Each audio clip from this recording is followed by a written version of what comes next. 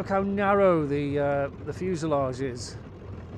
It's literally just the size of one man. So here we are inside the cockpit.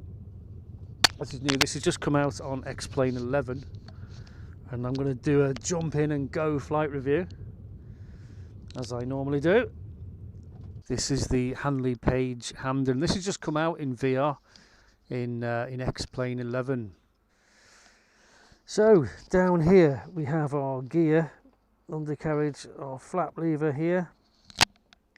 The green lights, when they come on, that indicates the gear's down. If it's a red light, gear's up. We've got our magneto switches, left and right engine there. We have our throttles down here, left and right throttles. We've got our left and right props there. Down there we've got our mixture lever, don't need to worry about that. Fuel cocks, you need to put them on. Oop. Come on, put the other one on. You can't get it to start without the fuel on. And engine RPMs here, the boosts are here. That's about it really. It looks quite good actually. So we take the brakes off. Wind today here in Inverness is there's none. There's no wind today.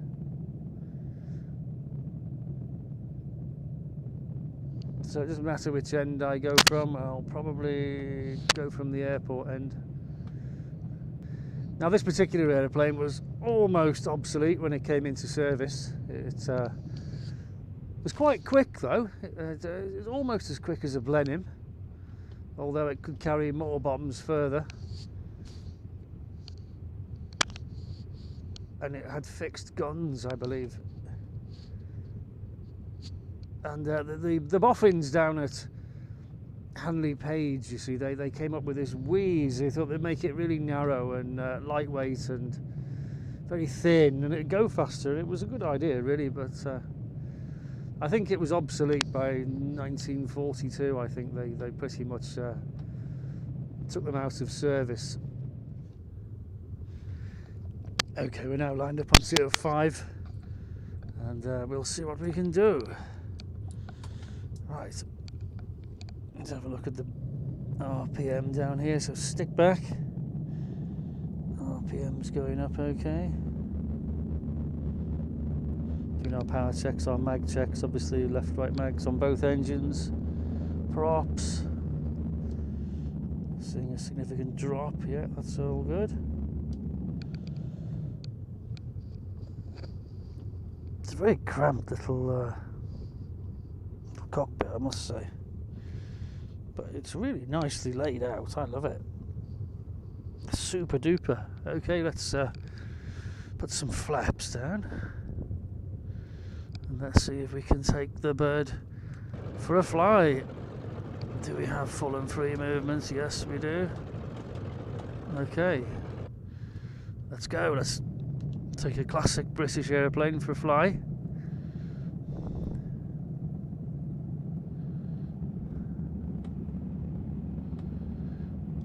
Gingerly pushing in the power there, not slamming it open by any means.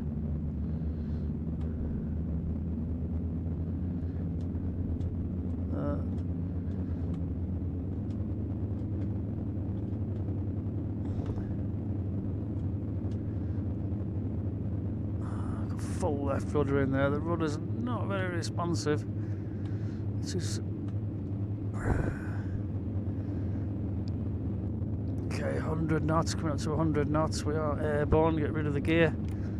Gear is up, props are back.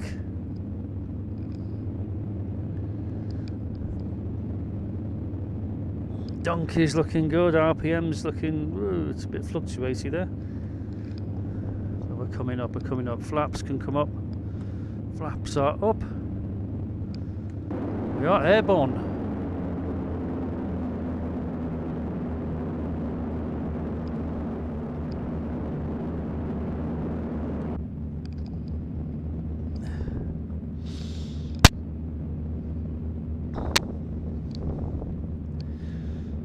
Well, what do I think so far? I think it's quite nice, I do.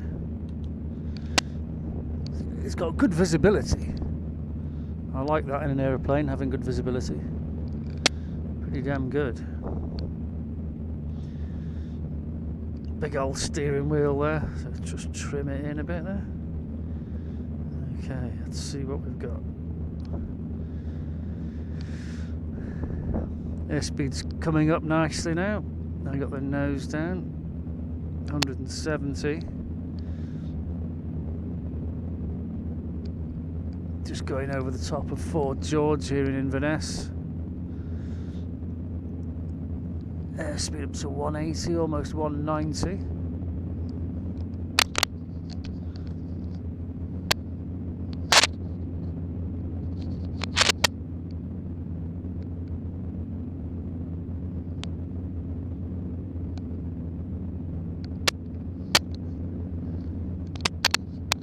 Quite pleased with everything so far. There's no wind today, so it might be quite a long landing run. So what I need to do is establish where the stall is really, so I'll climb a bit. So I need to know what speed to come into land. And I'm guessing we can land this at about 100. We shall see. Okay, airspeed's down to 130. So we'll slacken off the power. We'll do this clean, props fully fine. 100 knots. 90. Oh, that's good, that's good. It's a lot lower than I thought it would be. Okay, that's great. That's great. Let's take her in and see if we can land.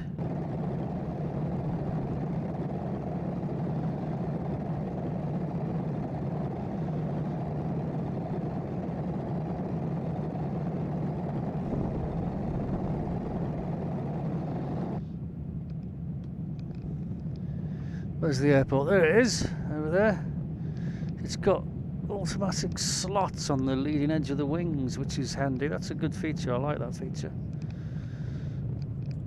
So when you get slow, those things pop out and improve the lift tremendously on the wing. If you have built-in slots on the wings, you have a really short takeoff and landing aircraft, but they don't go very fast. So it's important that they pop back in once you get a bit of airspeed up. Okay, 100 knots, we've got 100 knots. Gear, we've got gear down, we've got 2 green lights. T's and P's looking good, prop fully forward. Looking on finals. I don't think there is any Handley Page Hampdens actually flying. I don't think there's any left. We might find the odd one in a museum somewhere, but I don't know of any that are flying. Please correct me if I'm wrong, if you know better. So I will never ever get the chance to fly one of these unless I buy one in VR, and I've just bought this one. It was very reasonably priced at about $20, I think, $21 US, which is nothing to fly a Hampden, isn't it? Obviously this is my first flight, so I really don't know much about it handling wise.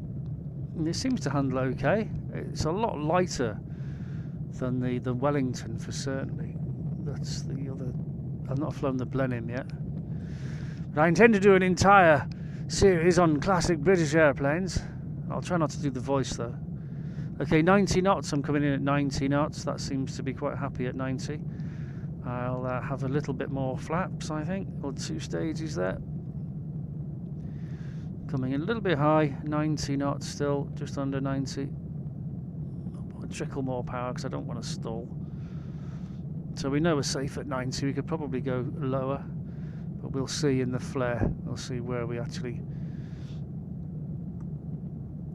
stall onto the runway.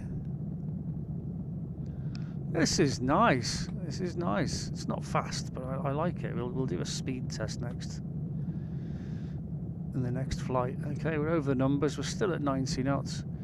Rounding out, closing the throttle, and just allowing the aircraft to sink onto the runway. There she goes, 80. She's stalled out. I got no further elevator authority there. So 90 is about it, really. So come in at 90, because as soon as you close the throttle, that's it. Okay, full flaps, and that will slow us down to a halt.